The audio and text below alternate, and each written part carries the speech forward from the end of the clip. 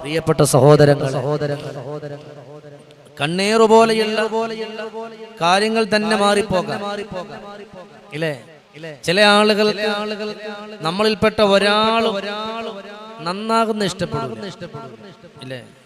അത് എല്ലാ മേഖലയിലും കുറച്ചൊന്ന് ഉയർച്ച കിട്ടിയെന്നറിഞ്ഞാല്, അല്ലെങ്കിൽ ഉയർച്ചയിലേക്ക് പോകുന്നു എന്നറിഞ്ഞാല് അവരെ തളർത്താനും സങ്കടപ്പെടുത്താനും ആളുകളുണ്ടാവും.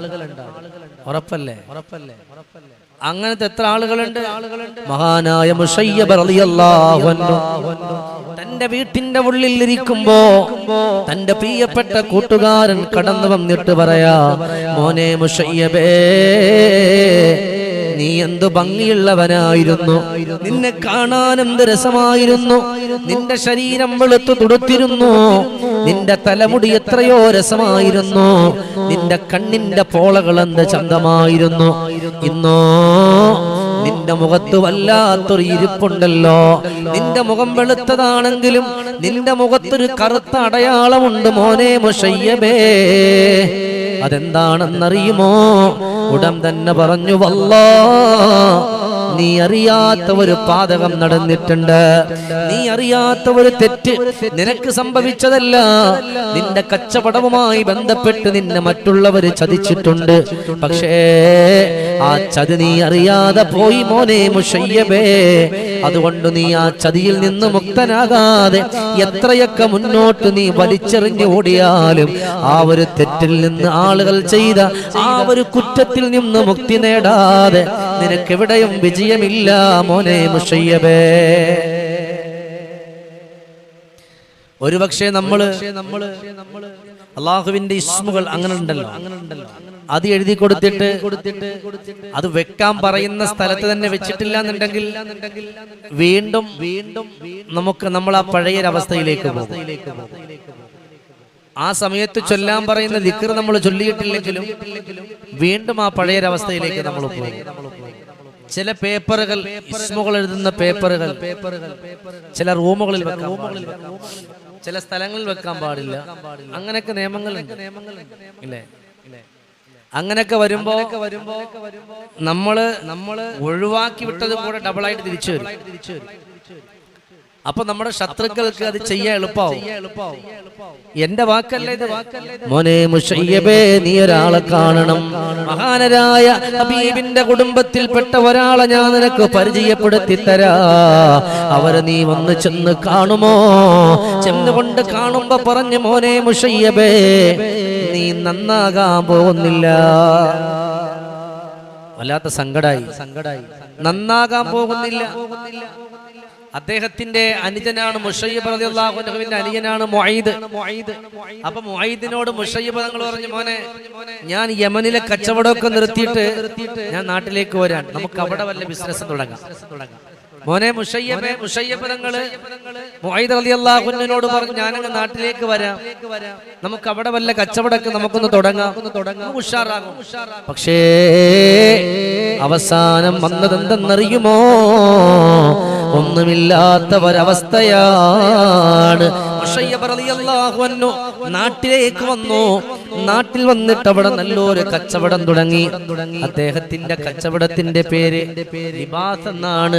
തുണി കച്ചവടമാണ് തുടങ്ങിയത്. അല്ലാഹുവേ, ഒരുപാട് സമ്പത്തുകൾ ഇറക്കി മുടക്കിയതാണ്. അവസാനം ഒന്നുമില്ലാതെ കടക്കാരനായി പോകുമ്പോ ആദ്യം കണ്ട മനുഷ്യൻ പറഞ്ഞു, മോനെ, നീ ആ സിഹറിൽ നിന്ന് നീ അവിടെ നിന്ന് മുക്തനായിട്ടില്ല. നീ ആ സിഹറിൽ നിന്ന് മുക്തനായിട്ടില്ല. ആയിട്ടുണ്ടെങ്കിൽ, ആയിട്ടാണ് നീ അത് ചെയ്യുന്നതെങ്കിൽ നിനക്ക് രക്ഷപ്പെടാം. അതിന്റെ ചെറിയ ഒരു കെട്ടെങ്കിലും അഴിഞ്ഞിട്ടുണ്ടെങ്കിൽ നീ ബുദ്ധിമുട്ടും. അതുകൊണ്ട് എത്രയും പെട്ടെന്ന് നീ അതിനെ ശരിയാക്കണം. ഉടൻ തന്നെ മുശയ്യബ് റളിയല്ലാഹു അൻഹു അലിമായ മനുഷ്യനെ ചെന്ന് കണ്ടിട്ട് പറഞ്ഞു, തങ്ങളെ കാര്യങ്ങൾ ഇന്നതാണ്.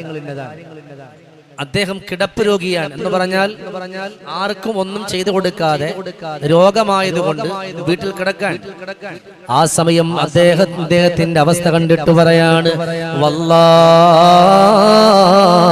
ഇന്നി ഉഹിബ്ബുക, ഞാൻ നിന്നെ അത്രത്തോളം ഇഷ്ടപ്പെടുന്നുണ്ട്, ഞാൻ നിന്നെ അത്രത്തോളം ഇഷ്ടപ്പെടുന്നുണ്ട്. അതുകൊണ്ട് മോനെ മുശയ്യബേ, എന്റെ രോഗം ഇവിടെ പ്രശ്നമല്ല, നിന്റെ വളർച്ചയാണ് എന്റെ ഉയർച്ചയെന്ന് മഹാനായ ഉതയ്യിബ് റളിയല്ലാഹു അൻഹു. ചില ആളുകൾ അങ്ങനെ ഉണ്ടല്ലോ, അവരുടെ അസുഖങ്ങളോ അവരുടെ സങ്കടങ്ങളോ ഒന്നും അവർ നോക്കൂല. അവർക്ക് അള്ളാഹു കൊടുത്ത സൗഭാഗ്യമായ വേണ്ടപ്പെട്ടവർ, കൂടപ്പിറപ്പുകൾ, കൂട്ടുകാർ, അവരുടെയൊക്കെ സങ്കടങ്ങളെ മാറ്റാൻ ഏത് രോഗത്തിന്റെ ശൈലിയിൽ അവര് നോക്കും. അങ്ങനെയാണത്. പക്ഷെ ലോകം എന്താണ്? ചിലപ്പോ എന്തെങ്കിലൊക്കെ കുത്തിത്തിരിപ്പുകൾ ഉണ്ടാക്കുന്ന ലോകത്തിന്റെ കാലഘട്ടം കൂടെയാണ്. അള്ളാഹു നമ്മയൊക്കെ രക്ഷപ്പെടുത്തട്ടെ, അള്ളാഹു അർഹമായ പ്രതിഫലം തരട്ടെ. നമ്മളെയൊക്കെ സംബന്ധിച്ചിടത്തോളം നമ്മളൊക്കെ ഒരുപാട് അൽഹംദുലില്ലാഹ്, നമ്മളെ പ്രിയപ്പെട്ടവർ, സഹോദരങ്ങൾ, കൂട്ടുകാർ, അവരൊക്കെ ഒരു ബുദ്ധിമുട്ടിൽപ്പെട്ടു പോയാൽ നമ്മൾ അവർ എങ്ങനെയെങ്കിലും അതിൽ നിന്നൊന്ന് കരകയറ്റണമെന്നാണ്. കരകയറ്റി മാഷാ അല്ലാഹ് റാഹത്തായി കഴിയുമ്പോ കുറെ കഴിയുമ്പോ ഇടയിൽ ഒറ്റ കുത്തി. ലോകം എങ്ങനെയാണ്? ഇടയിൽ കുത്ത അല്ലെ? അതിനാ പറഞ്ഞത് മരുന്നിൽ വിഷം കലക്ക. അങ്ങനെയുണ്ട് ചില ആളുകൾ. നമ്മുടെ നാട്ടിലില്ല, എന്നാലും അങ്ങനത്തെ ആളുകളുണ്ട് ദുനിയാവില്. അള്ളാഹു നമ്മളെ കാക്കട്ടെ, അള്ളാഹു അർഹമായ പ്രതിഫലം തരട്ടെ. അതുകൊണ്ട് അള്ളാഹുവിന്റെ ഹബീബിന്റെ വാക്കുകൾ അനുസരിക്കുക. അതുകൊണ്ട് നിങ്ങൾക്ക് സിഹ്ർ ബാധിക്കുന്നവരാണെങ്കിൽ അങ്ങനെ ഉണ്ട് എന്നറിഞ്ഞാൽ ഇന്ന് മുതൽ നീ ചൊല്ലണം 71 പ്രാവശ്യം നല്ലതുപോലെ ലാ ഇലാഹ ഇല്ലല്ലാഹ് 3 ദിവസം മുടങ്ങാതെ ചൊല്ലണം. അങ്ങനെ ചൊല്ലിയിട്ട് നീ ആ വെള്ളം അങ്ങ് കുടിക്കണം. അള്ളാഹു നിന്റെ സങ്കടങ്ങളെ മാറ്റിത്തരുമല്ലോ. 3 ദിവസം ചൊല്ലണം. എന്നാൽ അള്ളാഹു സങ്കടം മാറ്റും. ബാക്കിയൊക്കെ ക്ലിയർ. ഇതും കൂടെ ചെയ്തു കഴിഞ്ഞാൽ നമ്മുടെ സങ്കടം അള്ളാഹു തആല മാറ്റിത്തരും 100%. ഇതെന്റെ ഗ്യാരണ്ടി അല്ല, മദീനത്തെ ഗ്യാരണ്ടിയാണ്. നമ്മക്ക് എന്ത് പവറല്ല, എനിക്കെന്തെങ്കിലും പവറുണ്ട്? ഈ ഒരു മൈക്കിന്റെ മുമ്പിൽ ഇങ്ങനെ വർത്താനം പറഞ്ഞല്ലാതെ അല്ലേ? ഇത് റസൂലുള്ളാഹിന്റെ വാക്കാൻ. അങ്ങകലെ പുണ്യമദീനയിൽ വസിക്കുന്ന മണിമുത്ത് നൂറുള്ളാവേ, കരയുന്ന കൽബാലെ ഒരു സ്നേഹി പാടുന്നു, കേൾക്കാമോ യാ ഹബീബേ. അങ്ങകലെ പുണ്യമദീനയിൽ വസിക്കുന്ന മണിമുത്ത് നൂറുള്ളാവേ, കരയുന്ന കൽബാലെ ഒരു സ്നേഹി പാടുന്നു, കേൾക്കാമോ യാ ഹബീബേ. നമ്മള് 2 കാര്യം ഉണ്ടെങ്കിൽ നമ്മുടെ കാര്യം എളുപ്പമാവും. ഒന്ന് നമുക്ക് വിശ്വാസം ഉണ്ടാവണം. രണ്ടാമത്തതോ ആ ചെയ്യുന്നവരുടെ കൽബിനെയും അത് ഒഴിവാക്കി തരുന്നവരുടെയും മനസ്സിനെ വേദനിപ്പിക്കാൻ പാടില്ല. അലിയാർ തങ്ങളുടെ വാക്ക്. അലി ഇബ്നു അബീ ത്വാലിബ് റളിയല്ലാഹു അൻഹു ഒരാളെ വിളിച്ചിട്ട് പറഞ്ഞു, മോനെ, നിന്റെ സങ്കടങ്ങളും നിന്റെ കണ്ണീരുകളും നിന്റെ കഷ്ടപ്പാടുകളും നിന്റെ ആപരാധികളും നിന്റെ വേവലാദികളും എല്ലാം അറിഞ്ഞ് നിന്റെ കൂടെ നിന്നിരുന്നവനാണ്. ഇന്ന് അദ്ദേഹത്തിനെയാണോ നീ കുറ്റപ്പെടുത്തുന്നത്? അദ്ദേഹത്തിനെയാണോ നീ കളിയാക്കുന്നത്? കാരണം എന്തെന്നറിയുമോ? അള്ളാഹുവിന്റെ ഖുർആനിന്റെ അക്കങ്ങൾ വെച്ച് നിനക്കൊരാൾ എഴുതി തന്നാൽ ആ എഴുതിത്തരുന്ന ആളിന്റെ കൽബ് മറ്റുള്ളവന്റെ കൽബിനെ 100 മടങ്ങ് വേദനയാണെന്ന് സയ്യിദുനാ അലി കറമഹുല്ലാഹ്. മറ്റുള്ളവരെ വേദനിപ്പിക്കുമ്പോഴല്ല. ഒരു ഡോക്ടർ നമുക്കൊരു മരുന്ന് തന്നു. അസുഖം മാറി. കുറച്ച് കഴിഞ്ഞപ്പോഴത്തേക്ക് അവരെ പ്രാന്തൻ. നിങ്ങളങ്ങനെ ചെയ്യില്ല, നിങ്ങളാരങ്ങനെ ചിലർ അവനെ ഭ്രാന്തൻ എന്ന് പറഞ്ഞ ആൾക്കാരുണ്ടാവും. നമ്മൾ എന്ത് വിചാരിച്ച് ഈ ഒരൊറ്റ ദിക്ർ കൊണ്ട് കഴിഞ്ഞെന്നാണോ? അല്ല, ഒരിക്കലും അങ്ങനെ കഴിയില്ല. ആ ഇസ്മ എഴുതി കൊടുത്തിട്ടുണ്ടെങ്കിൽ ഒരാൾക്ക്, നമ്മൾ ഏത് ഉസ്താദ് പോയാലും അവർ എഴുതി കൊടുത്തിട്ടുണ്ടെങ്കിൽ ആ എഴുതി കൊടുക്കുന്നത് കൊണ്ട് മാത്രം സംഭവം കഴിഞ്ഞില്ല. അവരൊരു സമയം കണ്ടെത്തി ആ സമയത്ത് അവർ ഓതും.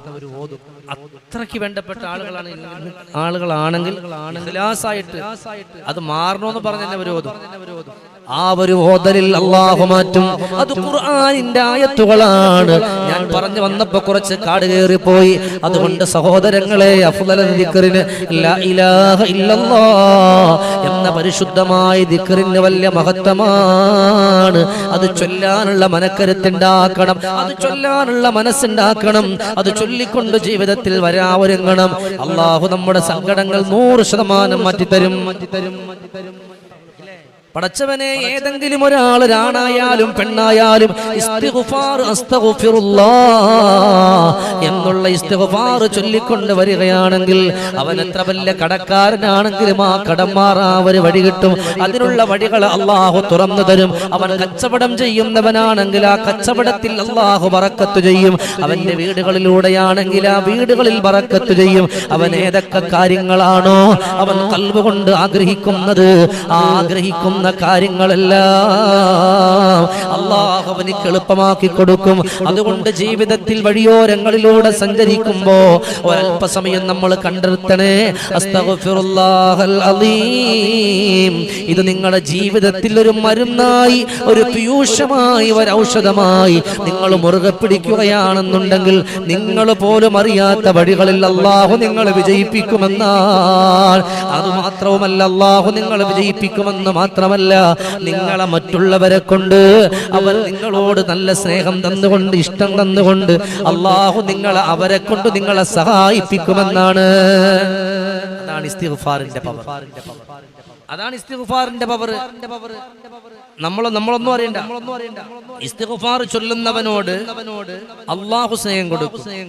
സൃഷ്ടികളെ കൊണ്ട് സ്നേഹിപ്പിക്കും. സൃഷ്ടിചരാചരങ്ങൾ മുഴുവനും അവനോട് അവളോട് ഇഷ്ടം തോന്നും. അതുമാത്രവുമല്ല, അതിൽ ഏറ്റവും നല്ല ഹൃദയത്തിന്റെ സന്തോഷമുള്ളവർ അവരിലേക്ക് അടുക്കും. ഹബീബിന്റെ വാക്കാണ്, ജീവിതത്തിലുടനീളം എപ്പോഴും നമ്മുടെ ജീവിതത്തിൽ കൊണ്ടുവന്നാൽ വലക്കൽ ഹംദു യാ അല്ലാഹ് വലക്കൽ ശുക്റു യാ അല്ലാഹ്. അതിലൂടെ നമ്മുടെ ജീവിതം മെച്ചപ്പെടുത്തണം. അല്ലാഹു നമ്മളെ ഖബൂലാക്കട്ടെ, അല്ലാഹു നമ്മളെ സ്വീകരിക്കട്ടെ. ഇസ്തിഗ്ഫാറിന്റെ വഴികളിലൂടെ ജീവിതം മെച്ചപ്പെടുത്തി അല്ലാഹുവിന്റെ പൊരുത്തം കിട്ടി മരിക്കുന്ന ഉത്തമ മുത്തഖീങ്ങളുടെ കൂട്ടത്തിൽ അല്ലാഹു നമ്മെ ഏവരെയും ഉൾപ്പെടുത്തി അനുഗ്രഹിക്കട്ടെ. വആഖിറു ദഅവാനാ അൽഹംദുലില്ലാഹി റബ്ബിൽ ആലമീൻ. അസ്സലാമു അലൈക്കും വറഹ്മത്തുള്ളാഹി വബറകാതുഹു.